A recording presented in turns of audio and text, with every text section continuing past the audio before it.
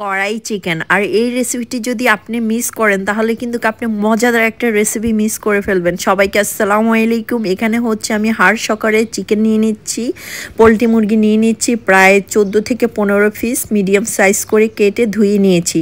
রসুন বাটা দিয়ে দিচ্ছি 1 টিস্পুন, আদা বাটা 1 টিস্পুন, 1 ফালি লেবু রস দিয়ে দিচ্ছি চিপে। সো আজকের রেসিপিটি কে কোথায় থেকে দেখছেন অবশ্যই কমেন্টে জানিয়ে দিবেন। তারপরে হচ্ছে এটাকে হাত দিয়ে মাখিয়ে হচ্ছে ভালোভাবে মিক্স করে নিতে হবে। ভালোভাবে মাখিয়ে এটাকে এক পাশে রেখে দিব রেস্টে 10 মিনিটের জন্য। 10 মিনিটের জন্য রেস্টে রেখে তারপর হচ্ছে আমরা বাকি মশলাটা তৈরি করে ফেলবো।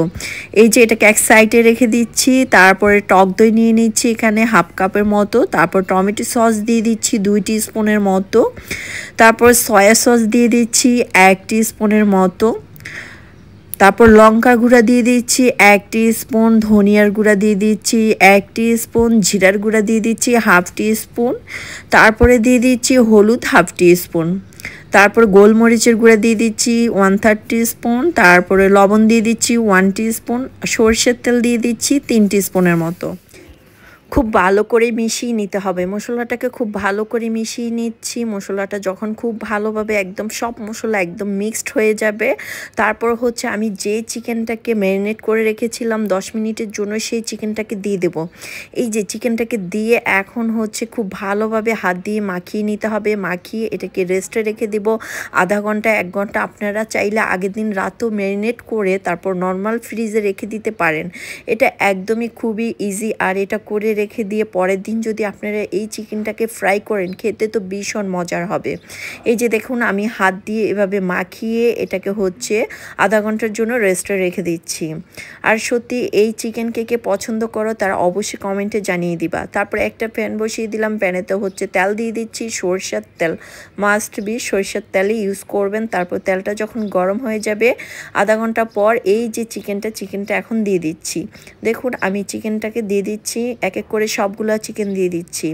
আর আমার এই চিকেনটা খেতে ভীষণ ভালো লাগে। তোমাদের বাসায় কে চিকেন অনেক বেশি পছন্দ করো তারা অবশ্যই কমেন্টে তার নামটা মেনশন করে দিবে। আর প্রিয়জনকে মেনশন করে দিতে পারো এই রেসিপিটির জন্য। এই যে দেখো চিকেনটাকে দিয়ে এখন হচ্ছে 5 মিনিট উল্টে পাল্টে ভেজে নেব। এপাশ ওপাশ উল্টে দিচ্ছি, এপাশটা ওপাশটা উল্টে এটাকে জাস্ট 5 মিনিটের মতো ফ্রাই করতে হবে। ফ্রাই করলে হচ্ছে কি এটার যে পানিটা কিন্তু বের হয়ে যাবে, বের হয়ে শুকিয়ে যাবে। কিন্তু ঢাকনা দিলে অনেক বেশি পানি বের হবে। যখন একটু লালচে লালচে হবে চিকেনের গায়ে তখন দিয়ে দিচ্ছি পেঁয়াজ কুচি দিয়ে দিচ্ছি এখানে 4 টিস্পুনের মতো পেঁয়াজ দিয়ে হালকা একটু ভেজে নিচ্ছি। ভেজে নেওয়ার পর তারপরে দিয়ে দিচ্ছি টমেটো কুচি। এখানে টমেটো দিয়ে দিচ্ছি, একটা টমেটো আমি খুব ভালো করে কুচি করে তারপর দিয়ে দিচ্ছি। এখন টমেটো দিয়ে একটু নেড়ে চেড়ে তারপর ঢাকনা দিয়ে দিচ্ছি। ঢাকনা দিয়ে দিলে একটু পানি বের হবে ওই পানিতে। আবার একটু নেড়ে চেড়ে নিচ্ছি। নেড়ে চেড়ে নিয়ে খুব ভালো করে একটু ভাজতে হবে 2 থেকে 1 মিনিটের মতো একটু ভেজে নিয়েছি। ভেজে নেওয়ার পর যে মশলাটা ছিল সেই মশলাটা দিয়ে দিচ্ছি। এই মশলাটা কিন্তু একদম লাস্টে দিতে হবে, ফার্স্টে দিলে কিন্তু লেগে যাবে।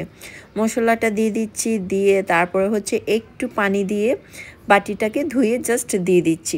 খুব অল্প একটু পানি, খুব বেশি নেই, যে 2 টিস্পুনের মতো পানি দিয়ে এখন হচ্ছে পানিটা দিয়ে মশলাটাকে একটু লেড়ে চেড়ে মাংসের সাথে মিক্স করে নিচ্ছি। এই মশলাটা দিয়ে তারপরে হচ্ছে আপনার 3 থেকে 4 মিনিট বা 5 মিনিট হচ্ছে ঢাকনা দিয়ে ঢেকে কুক করে নিতে হবে। চলে আসলাম 4 থেকে 5 মিনিট পর। এই যে চিকেনটা হয়ে গিয়েছে। এখন হচ্ছে কিছুক্ষণ আমি একটু ভেজে নিচ্ছি।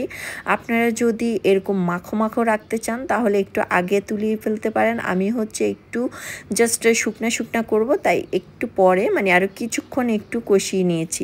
এই যে দেখুন চিকেনটা খেতে ভীষণ মজা। এটা রুটি কিংবা খিচুড়ির সাথে একদমই জমে